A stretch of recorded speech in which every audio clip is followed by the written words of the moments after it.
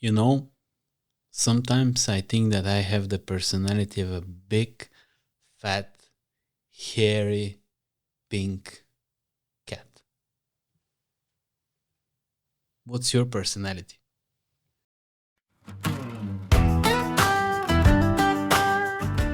So what is your personality based on your beautiful outlook? I look like Pimp. Pimp. No, I mean I like it. I like the way how I am. Personality. Such a beautiful personality, yes. I cannot decide on which one though. Out Maybe of your five? Yeah, out of five, big five. Big five. Big five. Good joke there. Yeah, what is personality? Definition. Should we define personality? The definition of personality is just as boring sounding as the definition of emotions. What is on your side? Mix of social, behavioral, and emotional traits that form your whole, something like that. Yeah. Dumb. So it is not like my moods don't count as my personality, right? So Yeah, they are part of it. Yeah. Your but it has proneness be, to moods is part of personality. repeated definitely. moods. If you have, Yeah. I believe the key here is pattern. I believe Yeah. your patterns Form kind your of forms person. and shapes your personality. True. And how do we build that personality depends on many things, I A guess. lot of things, yeah. Both genetic and environmental, as most things regarding brain and psyche and so on. And what I find most interesting is that science has found a way to kind of categorize personalities. Because Are there shitty personalities like they are, but they're not called like that. They just there have are- other fancy names. There are researches on shitty personalities. Yeah. But yeah, there's a lot of questionnaires and a lot of statistics, and yeah, people tend to fall in some Yes, certain category. type of personalities. Which is quite interesting. If I didn't know that, I would say that it is impossible. But yeah, sometimes statistics and numbers do work, and Yeah, definitely. maybe we're not that The one complex. that I hate that total statistics. Not my cup of tea. But Yeah. it helps a lot to, as True. you said, categorize many things, and maybe personality is one of them. There are, as you said. That's science, and those statistics actually not even categorized people into specific personalities, but they also found some very interesting connections between some traits and others, which we suspected, but still now it's soundproof. So can we talk about personalities in babies? Yeah, at least the beginning of it. I think it's called temperament. Temperament, exactly. The personality construct of a child is called temperament, and you start from then on, and it becomes personality at some point. Exactly. Personality means temperament plus learning. Plus all your life. All your life, exactly. You develop that. When it comes to personality, there are certain personality disorders, we call it. What are the differences between mood disorders and personality disorders? Mood disorders is what we already call the how they say the isolated mood problem, and personality disorders are just the extremes of personality types. I would make a good explanation here for this. I believe for the personality disorders, you disturb people around you. For mood disorders, So usually they're you are the one who is disturbed. That's also true, yeah. So personality disorders are perfectly healthy and fine conditions because it's on others. Yeah. Usually someone has to tell you to go check up on yourself. Is there any way to build better personalities rather than shitty personalities? Sure. Is it but it's how much maybe parenting plays a role on building a good personality, self-confident, we narcissist? believed it was more important than it actually is, from what I've from what I gather, because there is a genetic component. It comes from your parents and the type of parenting and the presence of trauma during your childhood. All that makes your personality. But I believe now the focus is more on group dynamics in adolescence, and this is what gives you the final layers of personality, and those are very important. So it all matters, but I believe your social circle and your environment during adolescence and teenage years are maybe even more important than the parenting style. Or that's it's known now, but this changes with time. And is it possible to change it after a certain age? Or It gets harder and harder, yeah. We get more rigid with age, that's for sure. When we change the language, you think that also our personality shifts in a certain way? So, sounds very very psychopathic. Is that something that happened to you? In a way, don't you think that it is your personality in Bulgarian and your personality in English is a bit different? Or is it the same personality? I mean, of course, the way how you respond to certain things wouldn't matter in English or in Bulgarian. But I believe there is a certain shift in personality with the language that you speak, because you have to kind of you change the whole system in your brain, the way how you think for a certain type of language. In Turkish, for example, the system for grammatically is totally different than English.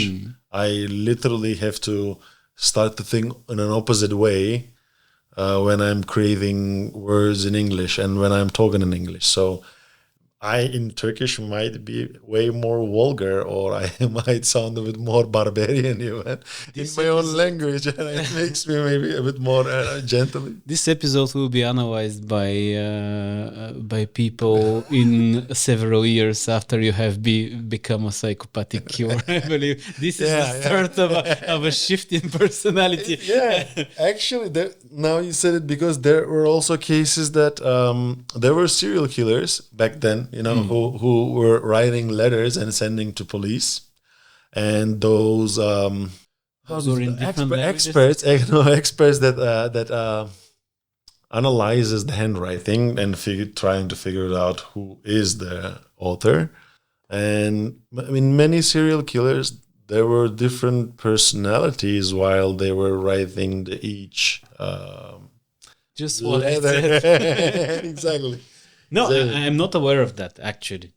I don't know of such a thing. I mean, if there's a limit in your language abilities, that would just change the way you express yourself.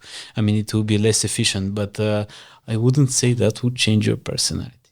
But if you feel like it, it's fine, and you can just we can discuss it if you want. We can focus on.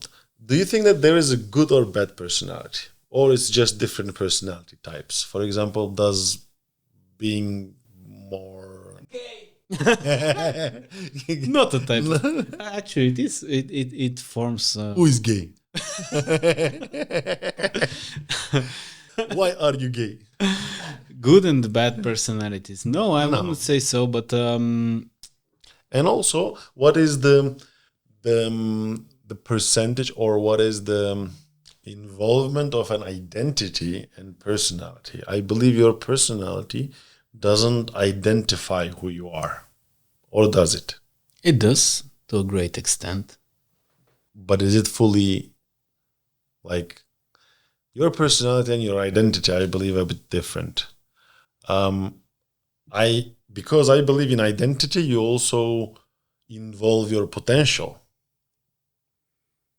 This is this is my personality, but you leave a space, so I am also involved with my own potential, that it describes my whole identity, like my potentials, my history, the way how I perceive things, but mainly because your potential also might change your personality with time. and this can be your identity. And this is our identity. This is really outside my field, and I wouldn't say that I know the difference between identity and personality. But yeah, it could be so. There's a lot of interesting statistics in that. Even your ability to feel happiness, for example, is a part of personality, and it's very much connected to other parts of your personality, other traits. Like we now know for sure that being more extroverted will make you happier. Oh, definitely. Yeah. I believe the most common model, most like scientifically approved, accepted model is the Big Five. Five traits, like exactly the ocean, openness. Yeah, exactly. How does conscientiousness, exactly. And extroversion, I believe, neuroticism, NDA, agreeableness. Yeah. Maybe neuroticism is part that maybe you can enlighten us more about. Openness. Yeah, openness to new experience. To new experience, exactly, the potential that... And that Big Five system is actually our main source of knowledge about personalities, because this test is the one that has given us all those statistics. And what neurologists would find even more interesting is now that every trait of a personality actually has a neural pathway. We don't know all of them, but...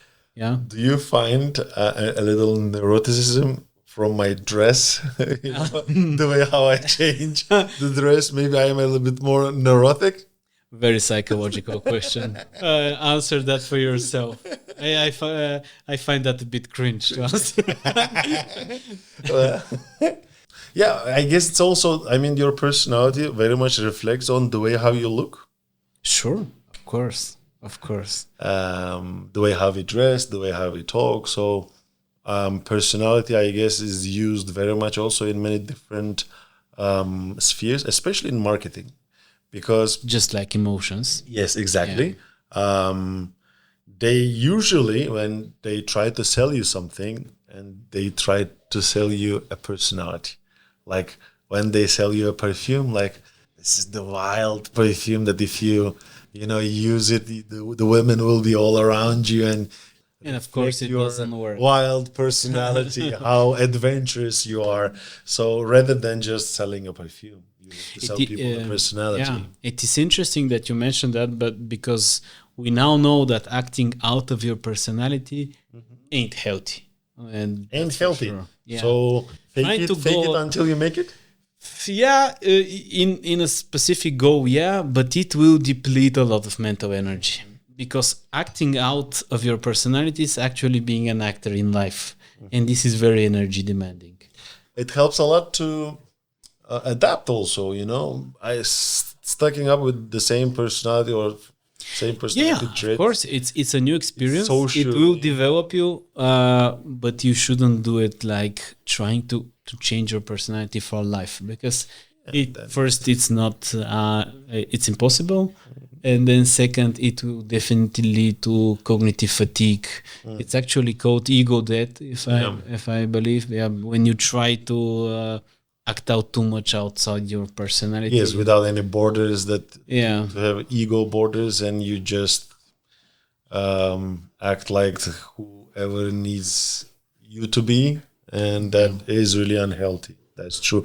But at the same time, if you look at from this perspective, because I believe we tend to feel closer to same like personalities like ours. Therefore, it is good to develop a skill that you can a little bit shift your personality. It will make you flexible. Of course, that's useful, and you can use it in specific situations. Yeah, especially in business meetings. Big personality here. And just like emotions, it has its social and cultural hues, personalities, because Western cultures, for example, they tend to value some personalities more than others, and it's the other way in Eastern cultures. So culture plays a big role in personalities. Definitely. Like Western cultures give more value in being individual, being assertive. Definitely. And Eastern values include some traits like like being valuing collectivism, for example, social harmony, tribe, so on, like more. Growing in a society where the rules are very important, it would definitely affect your personality when it comes to, for example, openness or extroversion. Exactly. You would be more introvert, probably. But there are still genetic differences in one culture. How genetics plays a role in developing a personality? Another Nobel Prize question. But like all of our nervous system development, our neurotransmitters and so on, they are based on genetics. So like I said, every trait has some neuroanatomy correlate. Like we know, for example, that openness to new things is actually a dopamine mediated phenomenon in a specific part of the brain, the striatum. And we know some of them, we don't know all of them, but it's very indicative that it all happens there, and it's all based on anatomy and so based on genetics as well. But then society comes and forms everything else. I see personality describes the behavior, but I guess it shouldn't excuse it. Because recently also because of my job, I hear many people trying to excuse their own behavior by saying like, that is my personality. What can I do about it? I think I have a question. What about stupid people having the same traits? Like in common, in everyone? Like every stupid person have certain definitely not common traits? Every personality can be stupid. Unique stupidity. Definitely we see certain personality traits in common, in some, like you said, because culture plays lots of like big role. So if you go to a certain country, you will definitely find almost alike personalities, but like I said, it doesn't excuse, I believe it shouldn't excuse the way how your personality is shaped. At the end, your personality doesn't limit you. It just shapes you in a certain way, but still you always have chance to develop, you have chance to change the way how you behave and see things, you are always... To an extent. They simply don't. Yeah, most people don't. They don't, exactly. I tend to be a bit more skeptic about change. You think people can change or cannot? I'm sure they can. Genders? Also, mentioning that episode that's going to end our podcast, the gender one. Very soon. For that, we are always postponing it so we can have more episodes. 5 years from now. Wait for it. Stay tuned. I believe that one should be flexible in their environment for a specific goal. And that makes them very fluid, very successful in specific situations. But you should always get back to your personality. And to do that, you have to know it. Character or personality? Again, with your questions. I have no idea what's the difference between character, personality, and identity. But I totally agree what you say when you say that you have to come back to your personality, because we also we respect people who have built a certain, we don't like people without spines, that they are like how many people without spines have you seen? that is a saying, it is important to have certain personality, so it makes you safe or trusted in the eyes of other people. Because if I'm making business with you, I have to be sure about at least some certain traits of your personality. Like consistency. Exactly, consistency. Yeah, one has to be consistent. I should be able to say, Todorcho is is a good guy, and I have to. I can hang out with him. We can make jokes, we can do episodes, and so on. So yeah, but again, being good and bad isn't really. It's very subjective, of course. But still, to build a certain type of social connection, we need stable personalities. If someone is always changing, and I cannot predict, like Trump, for example, now.